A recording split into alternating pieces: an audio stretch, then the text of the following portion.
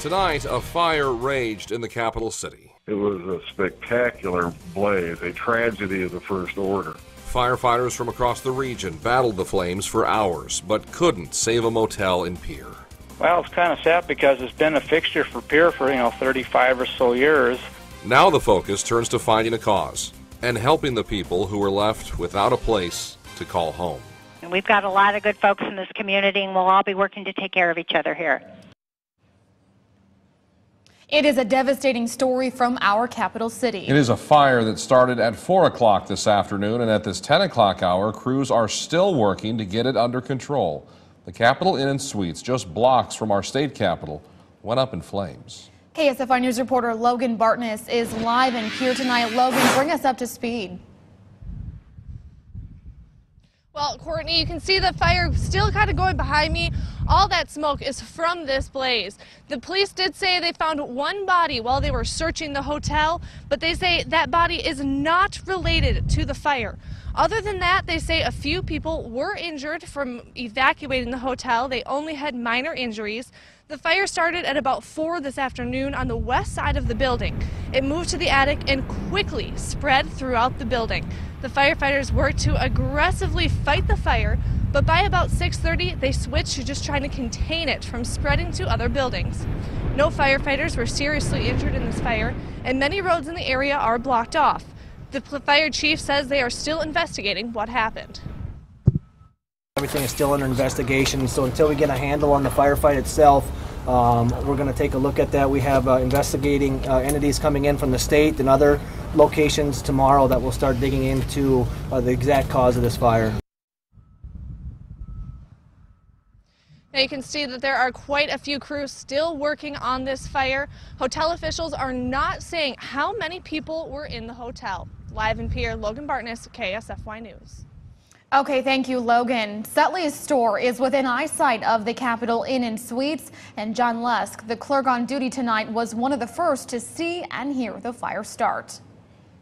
I'm maybe 300 yards at the most from the place there, and it shook the place of where I work. It sounded like an explosion. What we first saw was heavy puffs of smoke, but now, as you can tell, it's completely engulfed in flames.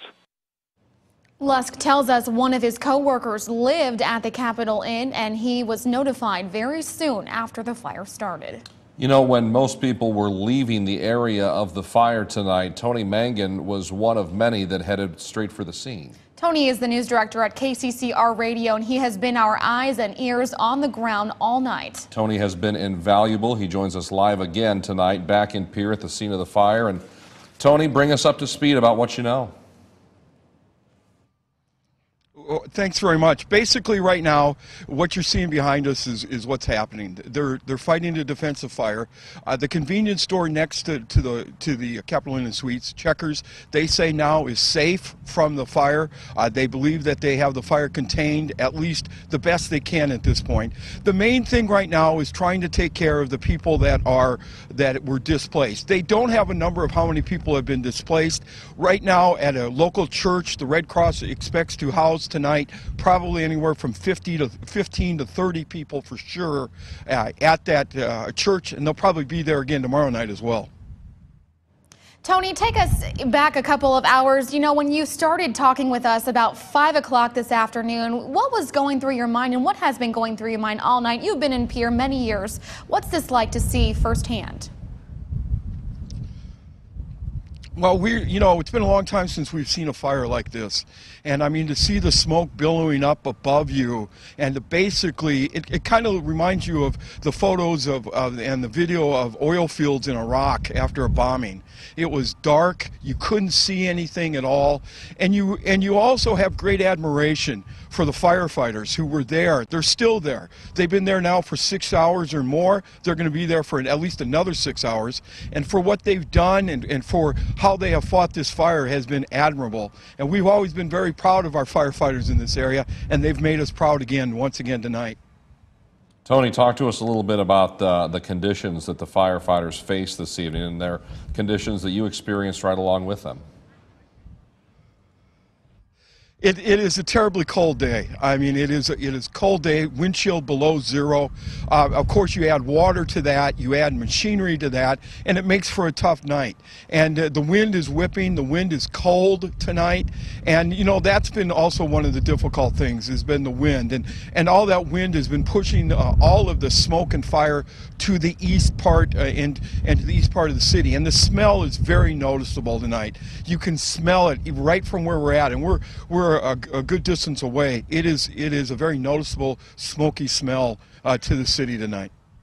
Tony Mangin, an invaluable member really of our team and crew here, who has been our eyes and ears. Tony, thank you so much for being with us all night long, and we wish you a good night and hopefully talk to you soon. You bet, Tony. Thank you so much. We know that a lot of you want to help out the families that have been displaced by this fire. But the Red Cross tells us they have been overwhelmed by the community support already, and they need now is volunteers to help sort through all those donations.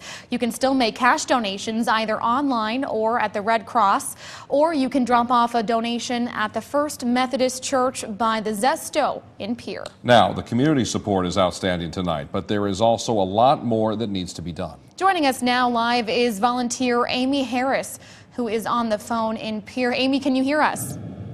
Yes, I'm here with Pastor Peggy Stempson, also from the First Methodist Church. Hi. Good evening to both of you. We're so glad to have you on the phone with us. What's the status right now in terms of how many people are you helping? Do you have a number on it? Approximately about 10. Okay, and what are they needing from you? Like, what way are you able to provide them with assistance tonight? Right now we're giving them a safe place, a place that they can get their bearings and process all that they have been feeling and going through. They've lost everything. We have lots of donations, so we're good on that right now. And so really we're just giving them a place to be, and they can shower if they want and just start to figure out what this new normal is going to look like. Now, we appreciate your work on the scene there. Tell us, if you can, and describe in just a few words what this night has been like for you guys as volunteers. You know, it's been blessing. The community has stepped up. We have so many donations here at our church.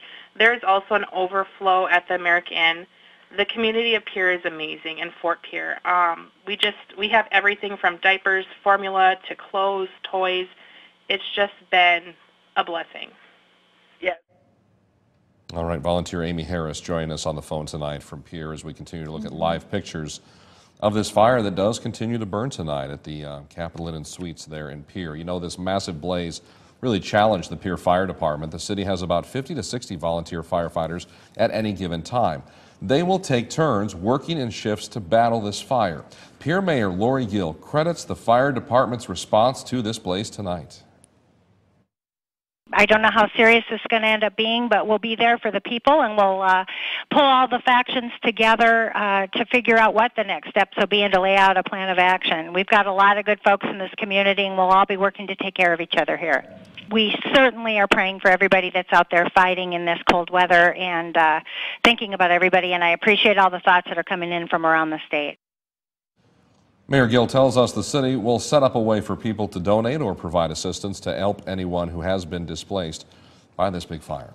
Earlier tonight, we were able to speak with former Pierre firefighter Matt Jeffrey, who tells us when you fight a fire like this, you used what's called the surround and drown technique. Yeah, now that is where you position firefighters on as many sides as possible, and then you pour on as much water as possible.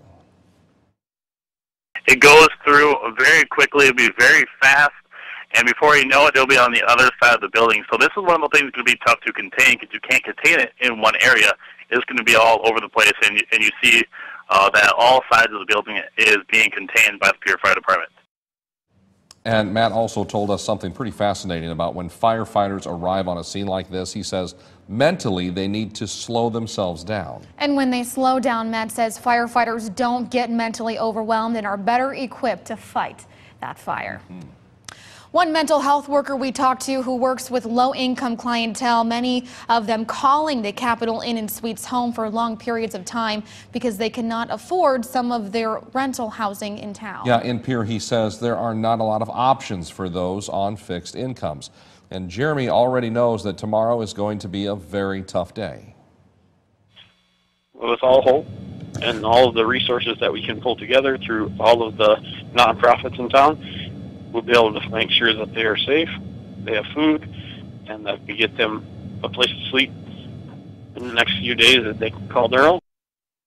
I tell you what, when he called in tonight, it gave our coverage just a whole new different texture and context. You look at this from the vantage point of this is a fire, it has to be put out, it's inconveniencing people, it's putting people in danger, but the larger picture is that this is home, long-term home for a lot of people, and now those folks are homeless tonight because of what's happened. And as he said, tomorrow is going to be a busy day because he works with a lot of these people financially, especially. And he said there's not a lot of housing in town for people that he works with because, you know, $600–700 a month, you know, in rent, it's just not feasible for them. So this was their home, and there's going to be a lot of work ahead tomorrow. Yeah, indeed, a lot of work.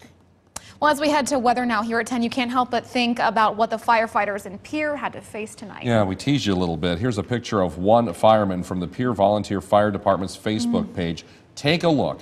Paul Herman Jr., 29 years with the Pierre Volunteer Fire Department, and Phil, he's covered in ice. And, you know, that is not surprising. I mean, with the way the temperatures have been and the way the wind is, I mean, it's just horrible out there for just standing around, let alone doing what you can to fight a fire. Yeah. So, you know, hats off to those guys and gals that are out there working on this fire, not just in Pierre, but, you know, firefighters all over the area, too. So here's, earlier tonight, that's what it looked like. And, you know, it's been cold, it's been windy, and it's going to stay that way here the rest of the night. Now, let me show you a live shot. And, you know, that thing is still burning in some spots. I mean, this thing started at about 4 o'clock. Here we are about 10 minutes after 10, and still some flames coming up there, too. So, you know, that wind is just a bear out there, just helping to keep things going, I'm sure. Now, latest conditions right now, 10 degrees. It's only 10 in Pierre with a wind at 21 miles an hour. It's making it feel like -9 now, so that wind chill continues to slowly drop.